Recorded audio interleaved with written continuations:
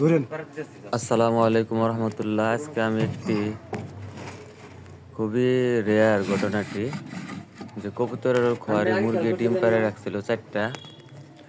ওইখানে কবুতর তা দিয়ে 2টি বাচ্চা অলরেডি ফুটে গেছে, আর 2টি ডিম তা দিতেছে এখনো।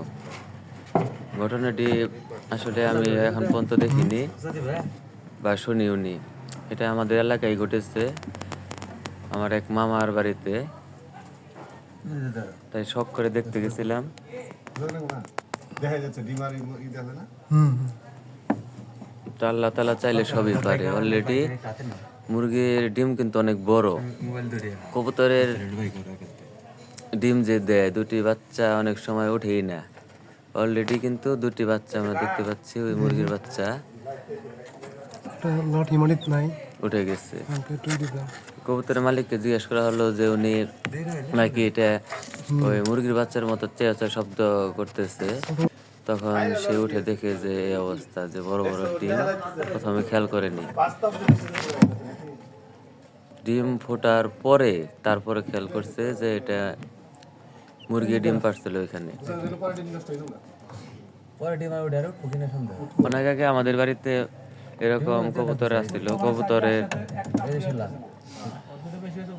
খোয়ারে কবুতরের ঘরে ডিম পাড়ছে, কিন্তু সেই ডিম এনে খেয়ে ফেলানো হয়েছিল। কিন্তু এটা হয়তো সে আগে জানলে হয়তো ডিম নিয়ে ফেলতো, কিন্তু আগে না জানার কারণে একটি সম্ভব একটি ঘটনা ঘটে গেছে। যে আমরা দেখবো ডিম আরো আছে ভিতরে। এই ডিম কিন্তু এখনো তা দিতেছে, আবার কবুতরে খানাও খাওয়াইতেছে নিয়মিত। যে আমরা বুঝতে পারলাম আল্লাহ চাইলে সবই সম্ভব।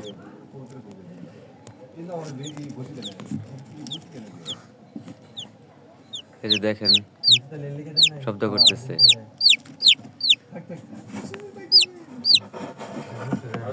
একদম দেশি মুরগির বাচ্চা।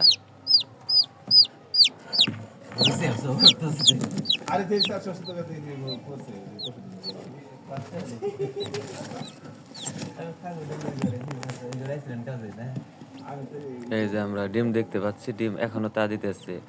আরো 2টা আছে, ওই 2টাও ফোটার সম্ভাবনা আছে, আল্লাহ চাইলে সম্ভব।